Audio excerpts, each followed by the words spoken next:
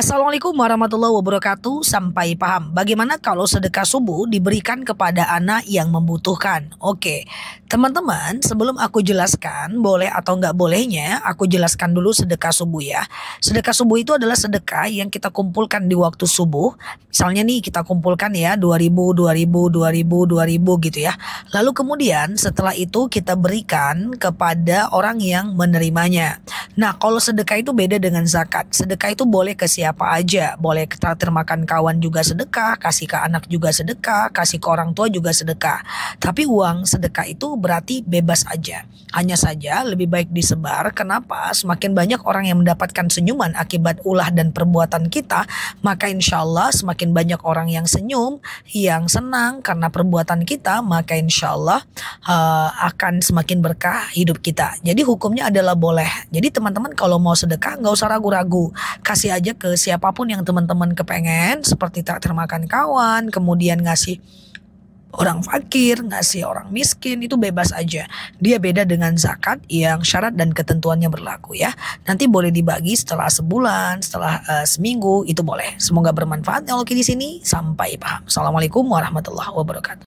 Assalamualaikum warahmatullahi wabarakatuh. Sampai paham. Kalau saya doanya pakai bahasa Indonesia boleh nggak? Oke, kemarin aku buat video tentang doa masuk masjid ya.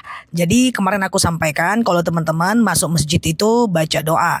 Doanya adalah Allahumma ftahli abwaba rahmatika. Ya Allah, bukakan untukku pintu kasih sayangmu. Jadi saya sampaikan setiap teman-teman masuk masjid, kalau 5 kali sehari, teman-teman minta disayang oleh Allah. Jadi saat itu kita sedang menyembah, menghamba kepada Allah untuk disayang oleh Allah Azza wa Jalla. Nah, muncul nih pertanyaan, kalau pakai bahasa Indonesia boleh nggak sih? Sebenarnya sih tidak ada masalah doa pakai bahasa Indonesia.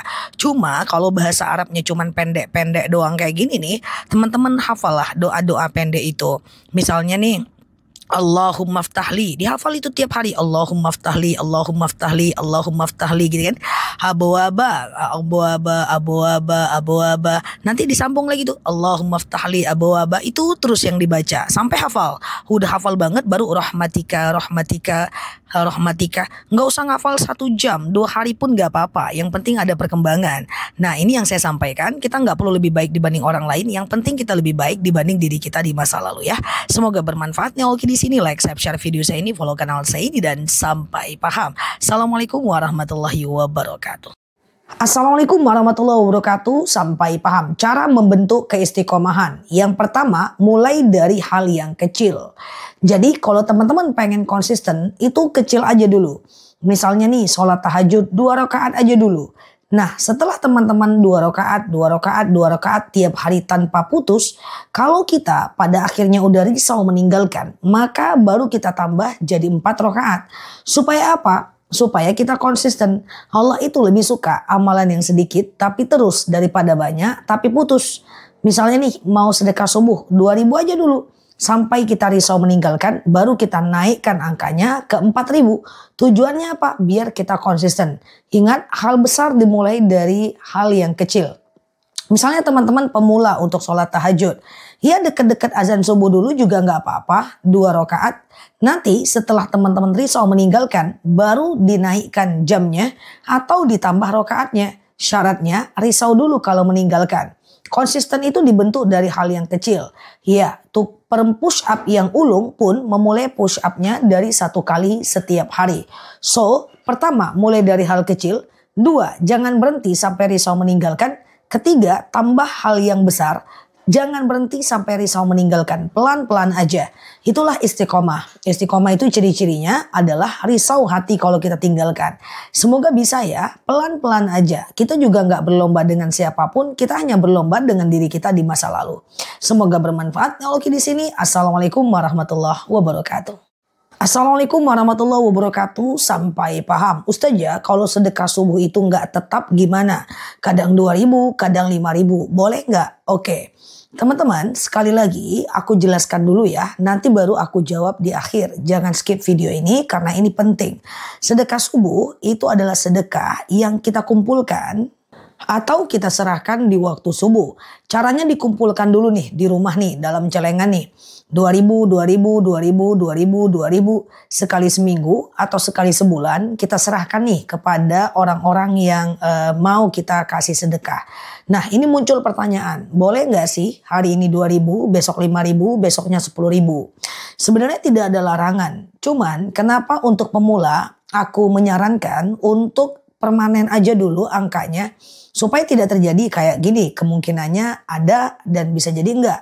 Contoh hari ini sedekah kita 2000, besok 5000, besok 10.000, besoknya 2000, besoknya 50.000 lagi. Nah besoknya kita nggak bisa sedekah. Kita bilang apa? Ah kan kemarin udah 50.000, sekarang nggak usah sedekah ah. Jadi tidak konsisten, terputus keistiqomahannya. Biasanya seperti itu. Makanya untuk membentuk keistiqomahan itu permanen aja dulu dari yang kecil 2000, 2000, 2000, 2000 sampai kita risau meninggalkan baru dinaikkan jadi 4000 gitu hanya sekedar untuk membentuk konsistensi. Tapi kalau teman-teman udah konsisten tiap hari dan mau angkanya berganti-ganti itu boleh.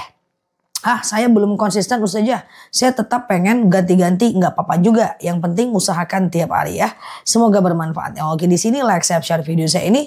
Follow kanal saya ini hadir di live ceramah dan tanya jawabnya aku. Dan semoga betah belajar di akun ini.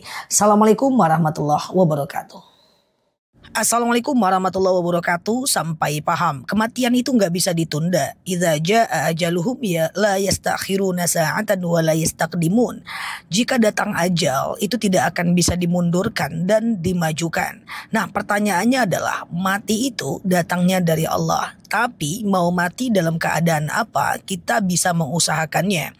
Ingat konsep peluang. Saya arahkan ke sini ya. Orang-orang yang sering keluar rumah jauh berpeluang akan kemungkinan kecelakaan dibandingkan orang yang di rumah aja. Iya toh, konsep peluang kemungkinannya tentu lebih besar. Maksud saya adalah perbesar peluang untuk mati dalam keadaan baik. Coba deh aktivitasnya diisi dengan hal-hal yang bermanfaat. Mengerjakan tanggung jawab kita, berzikir, berdoa, majelis ilmu, sholawat lagi, zikir lagi, datang ke masjid, beribadah. Ketika aktivitas kita dihitung atau peluangnya lebih besar melakukan kebaikan, kemungkinan kita mati dalam keadaan baik jauh lebih besar dibanding dalam keadaan buruk. Tapi kalau kita aktivitasnya banyak yang tidak bermanfaat gitu ya, sekedar teman-teman melakukan yang mubah, ngobrol-ngobrol nggak ada arahnya, atau nauzubillah ngobrolin orang, atau sibuk dengan urusan orang, atau kepo-kepo urusan orang, dan nggak pernah hadir dalam majelis ilmu, sholatnya juga bolong-bolong, maka kemungkinan matinya juga dalam keadaan seperti itu. Tidak ada jaminan sih, banyak juga orang yang baik matinya buruk, dan buruk juga matinya baik. Tapi perhatikan konsep peluang, orang yang full 24 jam aktivitasnya banyak mengarah kepada dosa, tentu peluangnya lebih besar untuk mati dalam keadaan dosa. Tapi ketika orang-orang melakukan banyak ibadah kebaikan, semoga ini usaha kita untuk mati dalam keadaan baik. Semoga bermanfaat ya. Nela Luki di sini, like, share video saya ini, follow kanal saya ini, hadir di ceramah live dan tanya jawab aku, dan semoga betah belajar di akun ini. Cek juga video aku yang lain ya. Assalamualaikum warahmatullahi wabarakatuh. Assalamualaikum warahmatullahi wabarakatuh. Sampai paham. Ustaz ya, kalau sedekah subuh itu nggak tetap gimana? Kadang 2000, kadang 5000. Boleh nggak? Oke. Teman-teman, sekali lagi aku jelaskan dulu ya. Nanti baru aku jawab di akhir. Jangan skip video ini karena ini penting. Sedekah subuh itu adalah sedekah yang kita kumpulkan atau kita serahkan di waktu subuh. Caranya dikumpulkan dulu nih di rumah nih dalam celengan nih. 2000, 2000, 2000, 2000, 2000 sekali seminggu atau sekali sebulan kita serahkan nih kepada orang-orang yang mau kita kasih sedekah. Nah ini muncul pertanyaan, boleh nggak sih hari ini 2000, besok 5000, besoknya 10.000? Sebenarnya tidak ada larangan. Cuman kenapa untuk pemula aku menyarankan untuk permanen aja dulu angkanya. Supaya tidak terjadi kayak gini, kemungkinannya ada dan bisa jadi enggak. Contoh hari ini sedekah kita 2000, besok 5000, besok 10.000, besoknya 2000, besoknya 50.000 lagi. Nah besoknya kita nggak bisa sedekah. Kita bilang apa? Ah kan kemarin udah 50.000, sekarang nggak usah sedekah ah. Jadi tidak konsisten, terputus keistiqomahannya. Biasanya seperti itu. Makanya untuk membentuk keistiqomahan itu permanen aja dulu dari yang kecil. 2000, 2000, 2000, 2000 sampai kita risau meninggalkan. Baru dinaikkan jadi 4000. Gitu. Hanya sekedar untuk membentuk konsistensi. Tapi kalau teman-teman udah konsisten tiap hari dan mau angkanya berganti-ganti, itu boleh. Saya belum konsisten saja. Saya tetap pengen ganti-ganti, nggak apa-apa juga. Yang penting usahakan tiap hari ya. Semoga bermanfaat. Oke, di sini like, share video saya ini. Follow kanal saya ini, hadir di live ceramah dan tanya jawabnya aku. Dan semoga betah belajar di akun ini. Assalamualaikum warahmatullahi wabarakatuh.